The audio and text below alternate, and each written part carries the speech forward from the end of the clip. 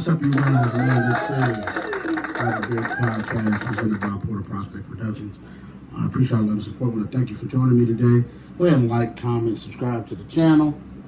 Turn on that bell so that you get a notification every time I drop a video. Now, let's get into it, though, bro. We ain't going to take no time. Divisional round of the playoffs started yesterday. Exciting weekend, man, of sports. We cap it all off after NFL. We cap it all off with the national championship game tomorrow, which is going to be crazy. Crazy. So I'm going to give a quick thought on that game right there. I think Ohio State is going to win the national championship. Give a quick little prediction on that, okay? All right, but let's get to the NFL because this is why we're here. Listen, the Kansas City Chiefs have done it again. They've done it again. Back to a 7th straight AFC Championship game after defeating the Texans 23-14. What's left of the Texans? I mean, they're a pretty beat-up team. I mean, a lot of people want to talk about the referees, but you know going into the game with the Kansas City Chiefs what it's about to be. So I don't want to hear the excuses of the referees. Don't leave it in their hands. Put up more than 12 points on offense. That's what you do. You can't put up 12 points on offense and be like, oh, but the refs gave it to them. No. You put up 12 points. The offensive line was atrocious. They gave 8 sacks. And C.J. Stroud held onto the ball. So you got a lot of stuff that you need to work on outside of the refs for we to really to consider the refs gave them a game. Reason being is you didn't lose by a possession. You didn't lose by a field goal. And we've been all well within your right gripes. You lost by 2 possessions. You don't get the ref help them tag. Score more points on offense. I don't like that. I don't like that. That's the narrative now that people want to point out because it's been that way all year. All year. Josh Allen didn't let that stop him from beating him. He didn't. He made plays to show that it don't matter what y'all do, refs can't even step in and get involved. If y'all not playing like that, then I just don't want to hear it. I don't want to hear the referees help. That's a poor excuse. Should have played better. Simple. Play better. Play better on offense. Joe Mixon, that's what you said. Play better on offense. Don't wait till defenses. It's time for defense, and all of a sudden now it's them. It's not you. Come on, brother. Come on, you're better than that.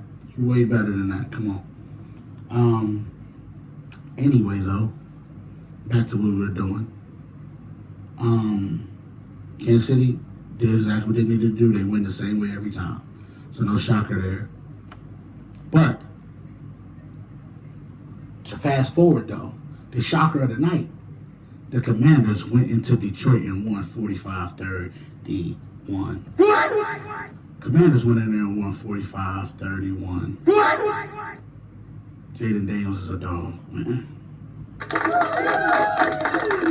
And the Commanders is on their way to the NFC Championship game.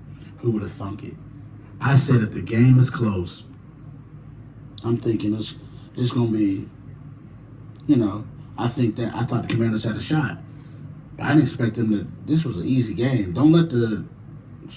It was a pretty easy game for the Commanders, man. This wasn't one of those where it felt like an immovable force, but because they was going against a defense who couldn't stop a cold.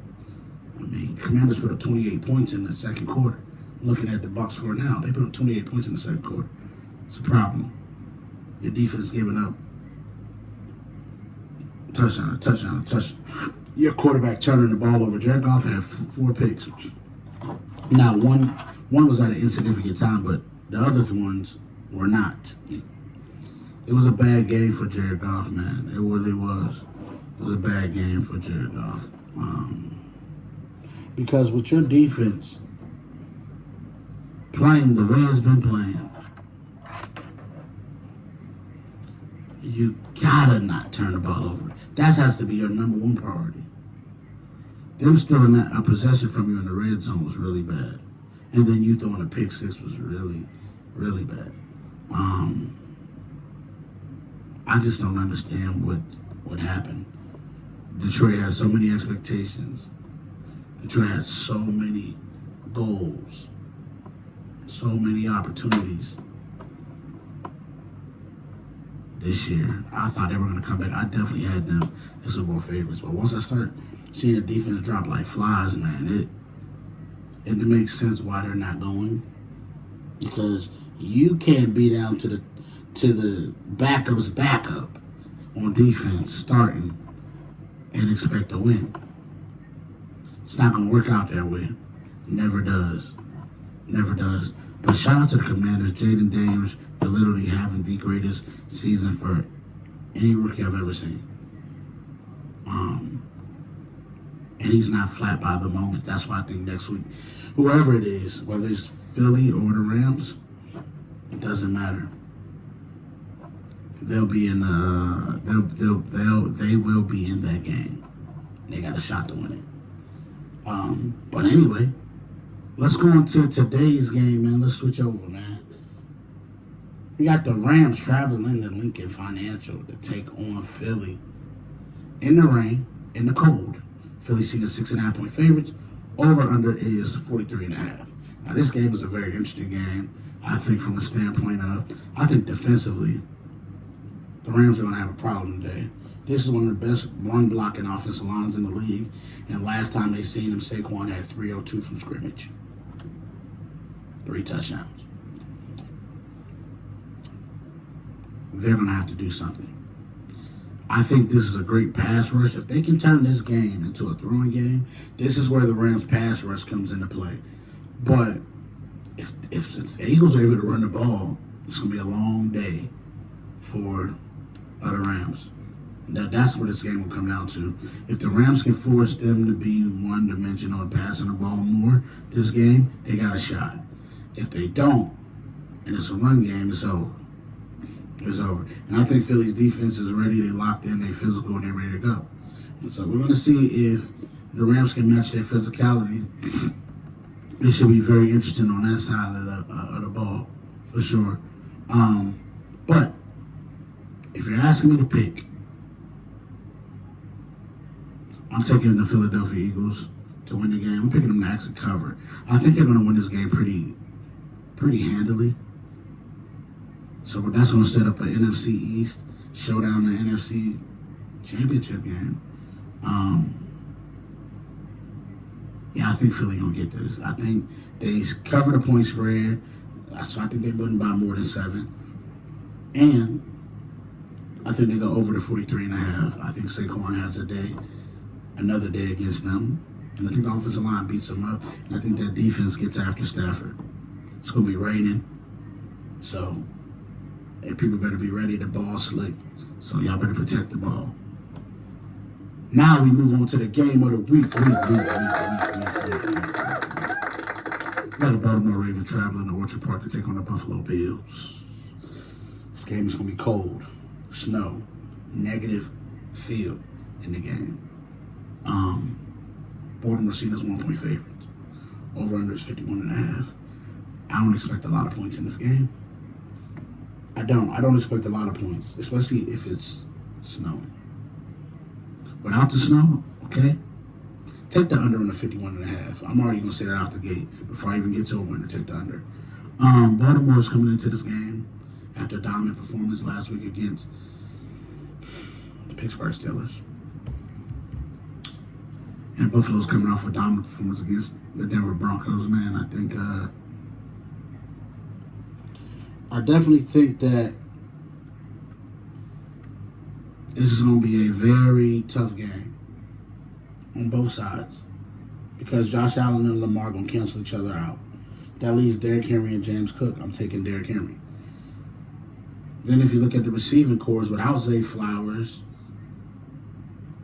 it's pretty much, if Amari Cooper come to play, you got Amari Cooper, you got Coleman, you got Shakir, you got the 2 tight ends. And then you look at Baltimore, they got Bateman, and 2 tight ends. So I probably would edge Buffalo in that department. As a unit, I'm just talking about as a unit, pass catchers. Offensive line, damn near the same. Yeah, so it might come down to Derrick Henry in this game. And I think if Buffalo does not change how they play defense, it's going to be a long day. But I do remember that Milano wasn't there. Bernard wasn't there. Tyron Johnson wasn't there. These are key pieces to their defense now that makes their defense go. But it is Derrick Henry. So it's tough. It seems like Baltimore got all the answers to the test. But the question is, if this is a quarterback duel, who do I trust more in the playoffs? Overall, I trust Lamar more. In the playoffs, I trust Josh Allen. And I think that's what it comes down to. I think I trust Josh Allen. I'm going to take the Baltimore Bills. Nah, but if you said I got to pick, I'm taking Baltimore Ravens. I am. I'm going to do it. I just switched my pick just that quick. Reason being is because I think Derrick Henry's going to run them to an AFC Championship game. I do. I think he runs them to the AFC Championship game. I think that's going to still be a problem for Buffalo to stop. I do. And I trust Lamar to make just enough plays to win the game. And so to give me Baltimore to win the game. Yeah. I think it's a close game, but give me Baltimore. So right there is my predictions, my recap, my everything. And this is two MVPs facing off. So, listen, I appreciate all your love, all your support, but I thank you guys for joining me today. Alright? This is Grab a Beer Podcast presented by Portal Prospect Productions. Until next time. Peace.